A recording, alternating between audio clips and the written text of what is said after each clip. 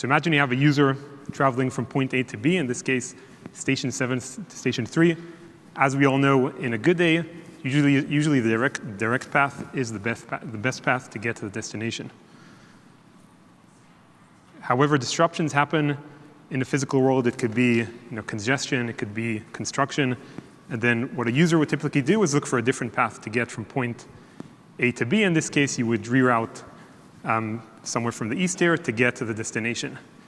Now, David, again, thanks for joining us today. Absolutely. Help us translate this kind of physical world example to the network connectivity world at Schwab. Absolutely. So over the course of the last couple of years, Charles Schwab's workforce transitioned, much like everybody else here, into a more mobile environment.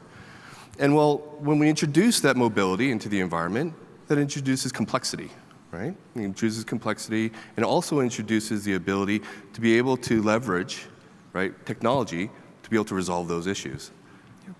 Yep. Thanks, David. So I'd say definitely not an unusual problem. We've heard many customers talk about people working from anywhere, twice a week, 3 times a week. You'd see millions of people go work from home. And the challenge is they're on an unmanaged network where the IT team typically doesn't have control over, and disruptions, as we know, always happen, especially at the last mile ISP. So I'd like to start by talking about an innovation that we just brought to the market as part of Client Connector version 4.2. The innovation is dynamic path selection for automatically optimizing the end user experience on an individual end user basis. And so let's look at how it works from an actual example that happened just a week ago in the Florida area. So we observed a user running Client Connector somewhere in the western part of Florida, maybe next to the Tampa area. The user was trying to get to some application somewhere in South Carolina on the East Coast, and obviously the best path is usually through the nearest data center, in this case, the Miami DC, from which we saw 10 millisecond latency. However, as we all know, network conditions change over time. In this case, we saw the network latency jump all the way up to 110 milliseconds. And the reason is, in this case, if you looked at the ZDX cloud path for this specific customer, we saw an increase or congestion between the last mile ISP, which is AT&T in this case, and one of our providers in the Miami DC, which was Aurelian. Now, regardless of the root cause, which is a different topic, investigate, what we first want to do is, as quickly as possible, mitigate the end user experience challenge. And that's exactly what this capability does. It's very easy to configure. All you need to do is check this box in the Client Connector app profile window. The moment you check the box, Client Connector starts probing 2 DCs for network path latency. In this case, you can see the second DC is Atlanta. It noticed that the latency to the alternative DC is much better, 26 milliseconds in that case. And the moment it observed the better network path performance, it automatically switched the tunnel from Miami to Atlanta. And the important thing is, this was completely transparent to the end user and required 0 intervention from the operator, from the customer in this case. The only thing the end user may have noticed if they opened up their Client Connector window would be this simple message that this change happened. And the reason is, obviously, there's a different path. We can see in this case, again, it's AT&T is the last mile ISP, but landed on a provider, one of our providers in the Atlanta DC, which was Zayo.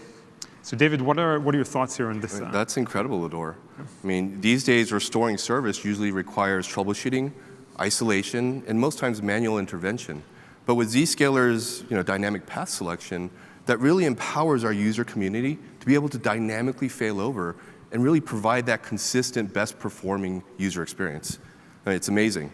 I come from a networking background, and to be honest with you, if I was going to compare this with any kind of network technology, I would compare it with IPSLA at the agent level. It's incredible. Yeah, love that analogy. So David, there's always we call those brownouts, the temporary degradations. But every customer, I'm sure you have strong business continuity plans. You want to hope for the best, plan for the worst. So many of our customers ask us, hey, what about these extreme scenarios where, let's say in this case, both the Miami DC and the Atlanta DC are not accessible due to some black swan type of event. So to solve this specific problem, we just launched, again, in general availability, a new service, a new solution called disaster recovery. It's available both for the ZIA and for ZPA, for internet apps, and for private applications. Now let me explain how it works, just staying in the same geographical area. So first, before you enter this DR mode, whether it's testing, whether it's in live disaster, you first need to configure it. It's very simple, just a few simple steps. You'd go to your Client Connector portal, to the app profile window. You'd switch this knob. You then pre-select a few destinations or critical applications, essentially, that you want to ensure access to even during this disaster scenario. You would then pre-configure a DNS text record, which would be used to trigger DR and basically signal the client connectors that they need to enter the special DR mode. For the ZPA case, you'd also need to ensure that you have a private service edge hosted in your infrastructure, which is fault isolated from the public cloud, and you need to make sure you switch this knob, which enables disaster recovery for those PSEs.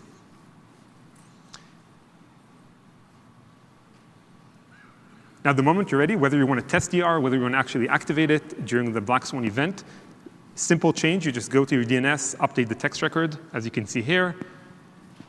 From that point on, client connector knows that DR is activated and switches into the special mode of DR. Now, more specifically, the way it works, for internet applications, client connector enforces local policy on the endpoint, allowing access only to predefined trusted destinations, such as your Microsoft 365 applications and so forth. For ZPA, again, we have the private service edge in play here. It's fault isolated from the public cloud, hosted by the customer in their own DC. And the way it would work, client connector and the app connector, which is fronting your private application, redirect the traffic through the private service edge hosted, again, in your infrastructure, and ensuring that even during these extreme scenarios, your users can continue accessing those critical applications. Now, David, I know you've been on a PSE journey at Schwab, so maybe you want to share some insights. Sure. So Charles Schwab invested in our private service edges really as a strategic approach to migrating off of our legacy platforms. However, this continued Zscaler investment in the capabilities and the features of the private service edges truly identifies the value that we're getting out of these private service edges by delivering disaster recovery capabilities. Yeah. I mean, it's an amazing capability. We're definitely looking forward to it and implementing that within Charles Schwab. And Lador, to be honest with you, business continuity, right, is a critical strategy for Charles Schwab. Yeah. So let's talk about some extreme scenarios. Yeah. Right? Yeah. So in the event of failure of both data centers, what happens? Yeah. Yeah. So again, in the extreme event, we have the solution. We go direct, enable local policies for internet access. Excellent. You go through the private service edge for the private applications.